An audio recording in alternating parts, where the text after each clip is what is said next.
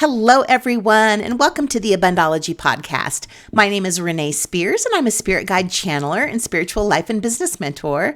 And I help people be happy and attract more money, love, time, and joy in their lives. I'm coming to you from a beautiful fall day in Bozeman, Montana, and this is the weekly energy update for the week of October 16th, 2022. Every Sunday, I talk about how the energy is going to be for the week ahead, and I also infuse the show with some positive vibes, so you get a little positive energy boost just for listening.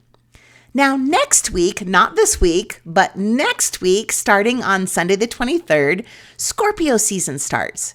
And then 2 days later, eclipse season starts. And then a couple days after that, Mars retrogrades in Gemini.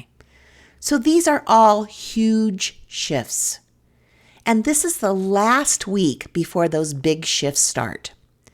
So we're still experiencing that energy of last Sunday's full moon in Aries, which was all about healing.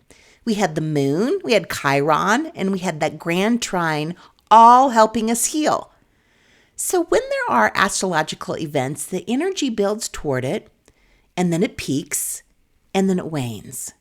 So this week we are in the waning, healing energy of last week, of that full moon, and in the building energy of the next week. So we're transitioning this week. And this is what happens in fall. Fall is a time of transition. So the rest of the year will be intense and full of changes. So I'd like to think of this week as the calm before the storm. We're preparing emotionally for what's coming. So, of course, I don't want you to be afraid of what's coming. Change and evolution are always good, and they can also take a lot out of us. So if there was a big snowstorm on the way, or a storm of any kind, you'd prepare.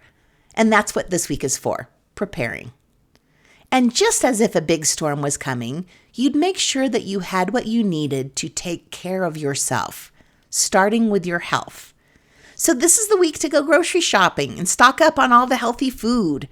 And since we're eating seasonally to help balance our vata in fall, we want to incorporate squashes and pumpkins and sweet potatoes, anything that's in season. And this is also the perfect week to make some soup. Also the week to solidify your daily routine. So one of the most effective ways to support your vata is by establishing a daily routine. And this is simple. All you do is just try to do the same things at the same time every day. So wake up, exercise, eat, and go to bed at roughly the same time every day. So we also want to prepare by getting ourselves in a solid and balanced place emotionally. And we can do that by spending as much time as possible outside in nature, especially before winter comes. So fortunately, it's beautiful weather here in Montana, and I have a friend visiting this week, so we're going to Yellowstone.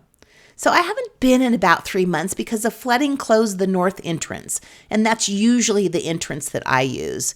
And there have just been so many people there in summer. So fall is definitely the time to go. The leaves are changing, there's no people, the animals are out. So this week, find your Yellowstone. Get outside and allow nature to help you get back in balance. We also want to take extreme care of ourselves this week.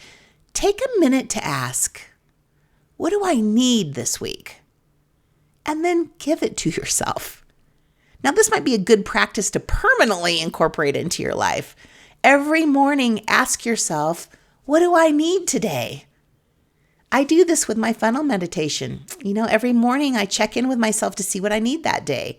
And then I picture that energy being funneled down into my crown chakra. Now, sometimes it's love, sometimes it's patience, sometimes it's calm, sometimes it's abundance. Now, remember, we can have anything and everything.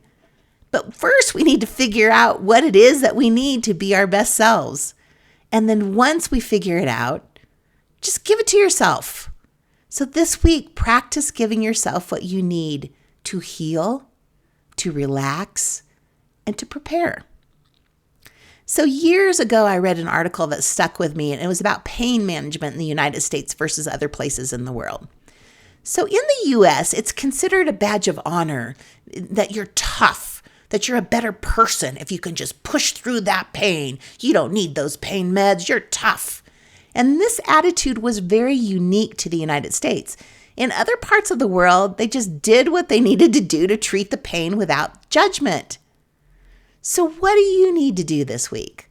Figure out what it is and then give it to yourself. And we get some help with that when the sun makes its annual alignment with one of the brightest stars in the sky, Arcturus. So for the next 3 days, our sun comes into alignment with Arcturus, which is a star associated with prosperity and abundance and psychic energies. Arcturus is also believed to be the home to an advanced alien race that's all about love and compassion. So it is about 25 times bigger than our sun. And back in the day, like way back in the day, it was used as a guiding star for navigating when you were sailing. In Western astrology, Arcturus is believed to be a lucky star that carries the energy of prosperity and determination. In Vedic astrology, Arcturus is known as Swati, which means very beneficent.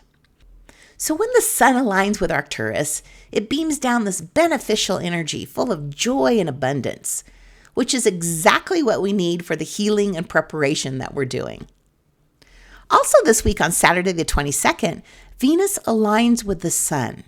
So this is known as the Venus star point, and it shifts Venus from being a morning star into an evening star. So when Venus is a morning star, the love it radiates shines outward.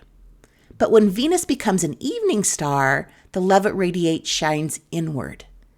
And this helps us shift to feelings of self-love and self-compassion. And it directs our attention to what we need rather than what those around us expect. So to recap, this is a week of transition and the time to heal and prepare for the changes coming our way. They're coming. And this week we are preparing. And we're going to do that by spending time outside, taking care of our bodies, and asking ourselves what we need, and then giving that to ourselves. So the final Abundology Academy class on how to develop and trust your intuition is this Wednesday. And all the classes so far have led up to this one, in which we finally get to the most important thing of the semester, which is trusting yourself. So I believe trusting yourself is the most important thing you can do in order to live an exceptional life. So I talk all about this in class, and there's still time to sign up for it. And you can also sign up for all 4 of the classes and get the recordings to the first 3.